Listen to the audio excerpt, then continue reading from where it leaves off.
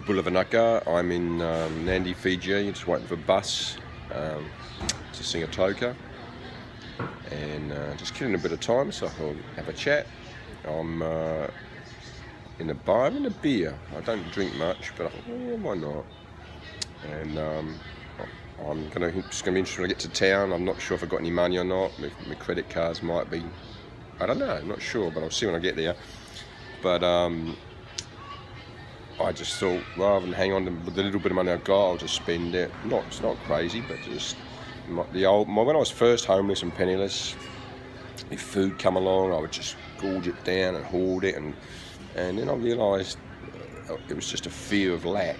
I'd feared that there wouldn't be another meal, and it's still in me. I see it in me now, but I'm losing that, and that's why I bought a beer rather than hang on to the money. That's the white man's disease, So I realised years ago that actually, if I just put out abundance and see what comes, rather than fearful I've got no money, got no food.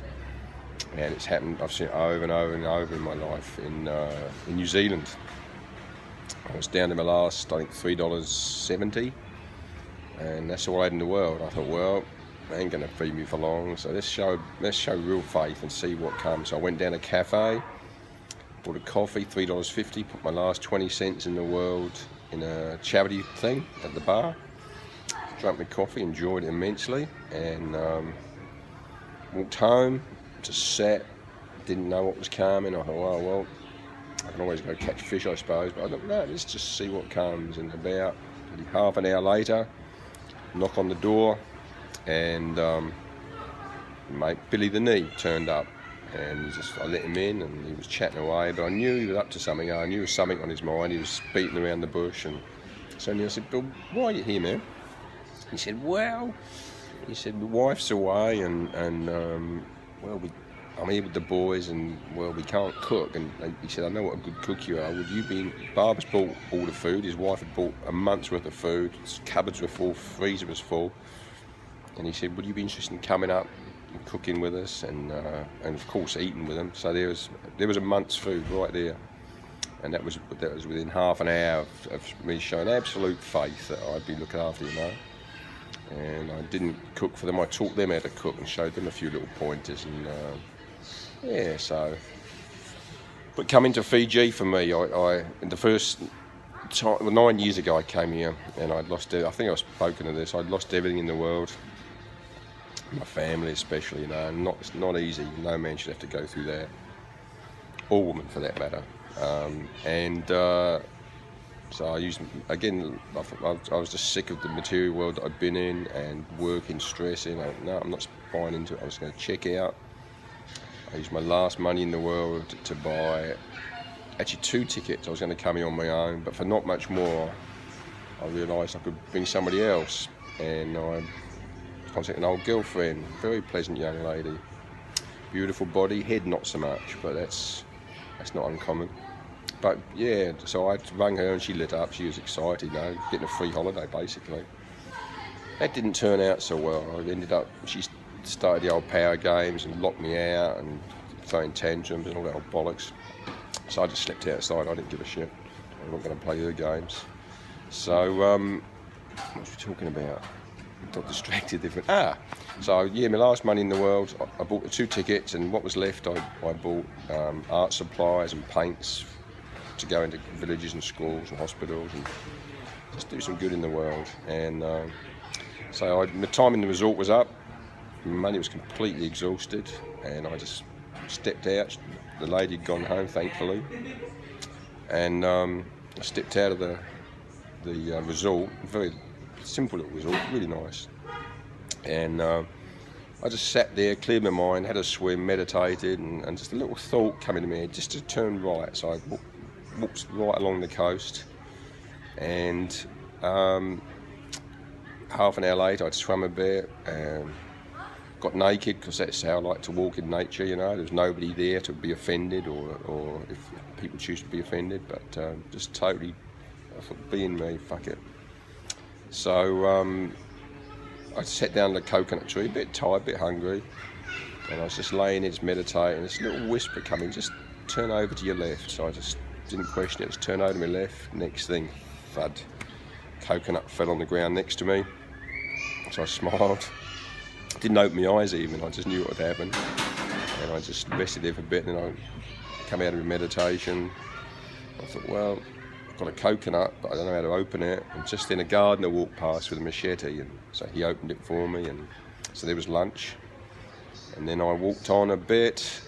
After that, come to a village, and I tried to ignore the people, because I know the Fijians, they'll just take you in, and I thought, no, I just want to get out of the world. And if I die under a coconut tree, that's whatever comes. So as I walked past, this booming voice come out, "Hey you, come."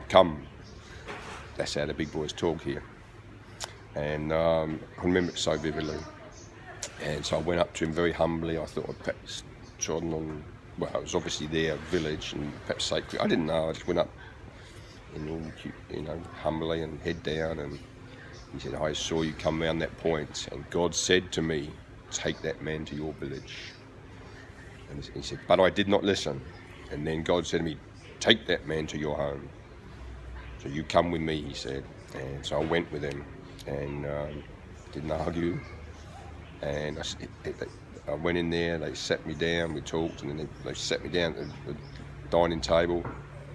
And he put this huge bowl of stew in front of me, like a lamb curry or something, all bones, and beautiful curry, how they do it here.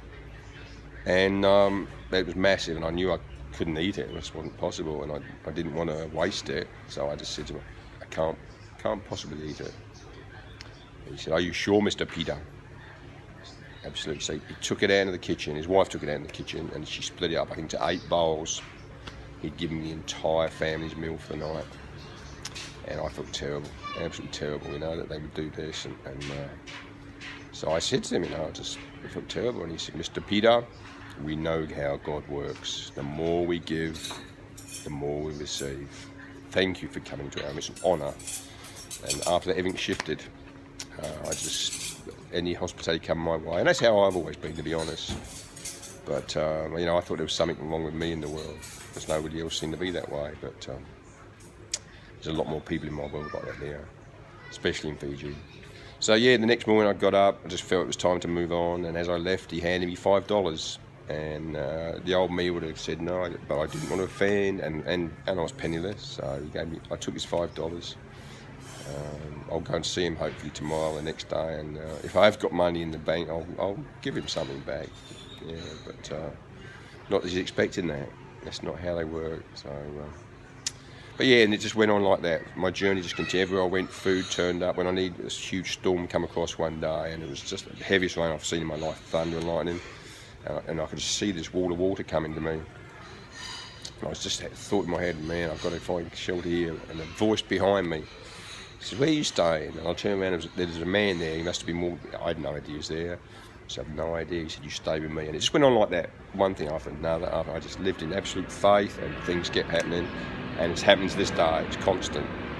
So I'm going to continue journeying like that. Planes are back in the air after the hurricane. And, but anyway, so I was here sitting in this bar last night, and the place was closed up, so I just sat and the conversation struck up. And there was this some minister or other that everyone thought was important, miserable prick. He thought it was too good to talk to everyone. There was a property developer that was just all excited about this land that he'd found and was going to make all this money on, and he was full of himself. And just before I met these young gentlemen, that they work for border security, pest control. And I hope to catch up with them later. And the biggest pest coming through this border is the white man and all his shit. The white man's poison, the money, the schooling, the religion, the news. Apparently there's news going on, there's a TV up there with news, and it's all missiles launching and fear and floods and plane crashes. Just full of fear. And it's toxic. And and apparently the British government are thinking about loaning back to Ethiopia some treasures that they stole back in the day, and in the goodness of their heart they may loan them back. Yeah, I want to get to Ethiopia one day. That place fascinates me, the ancient history.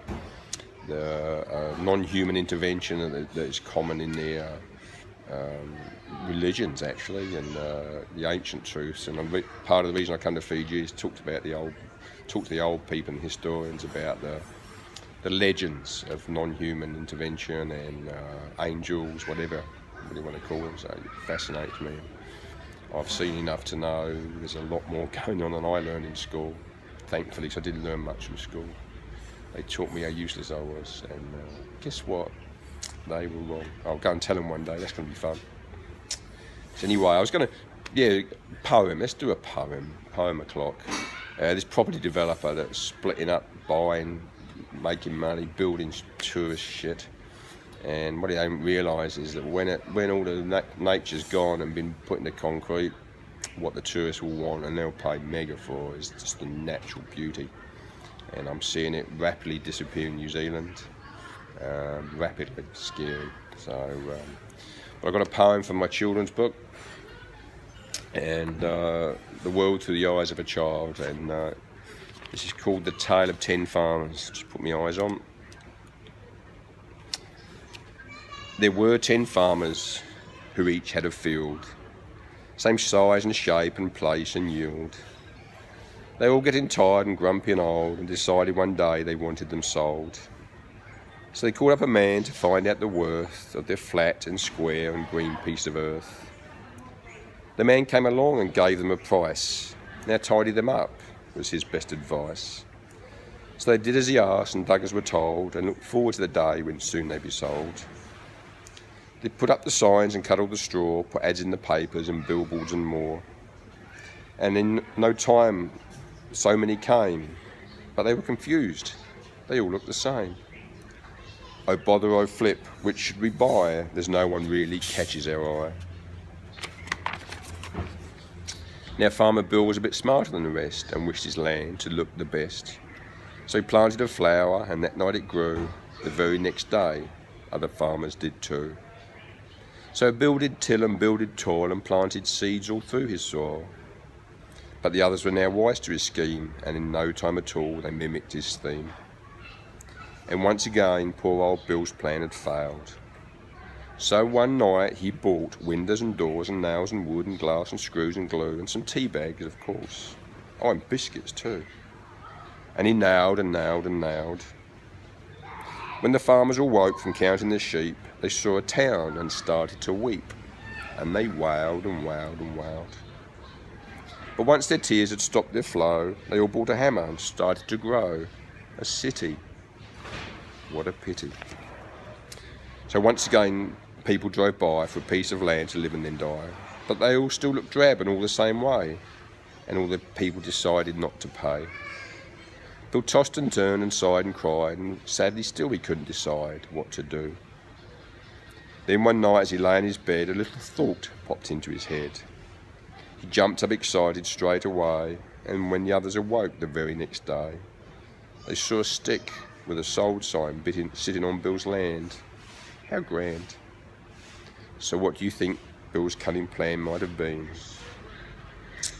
He tore down the buildings and concrete too, and in its place, one flower now grew. So yeah, everywhere you go now, the wealthy are buying up land, and in New Zealand, a lot of Chinese are buying up the land, and you see the Chinese here, man, they're drones, they're just asleep, and that's insidious. It's not the people, it's the culture, it's the pub, what do they call them, politician people, telling them how to live, and they're just shutting them down. It's sad to see. So, yeah, the wealthy buying up the land, thinking you've got to own the land, buy the view, and that will make you happy. Good luck with that one, guys. All Indigenous people know you don't own land. The land doesn't belong to you. You belong to it. And I'm looking forward to getting out of this concrete place.